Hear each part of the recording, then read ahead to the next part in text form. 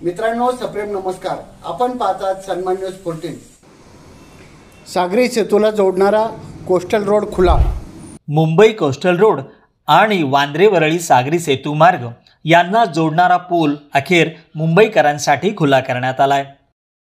देवेंद्र फडणवीस यांच्या संकल्पनेतील हा प्रोजेक्ट आहे।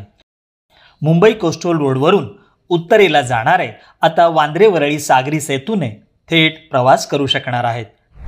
त्यामुळे नरिमन पॉइंट ते वांद्रे हे अंतर अवघ्या 10 मिनिटात पार करता येणं शक्य होणार आहे। त्यामुळे मुंबईकर वाहन चालकांच्या वेळेत आणि इंधनात मोठी बचत होणार आहे। कारण कोस्टल रोडच्या संदर्भात 25 वर्ष केवळ चर्चा व्हायची। या कामाची मध्यंतरी काय परिस्थिती होती आपण सगळ्यांनी बघितली, पण पुन्हा नव्याने सरकार आल्यानंतर ज्या वेगानं हे काम आम्ही पूर्ण केलेलं आहे हे आपल्या सगळ्यांच्या नजरेसमोर आहे। महायुतीच्याच सरकारने हे काम पूर्ण केलेलं आहे। 100% केंद्र सरकार आणि राज्य सरकार दोन्हीकडे महायुतीचं हे श्रेय आहे असं मी या ठिकाणी म्हणेल।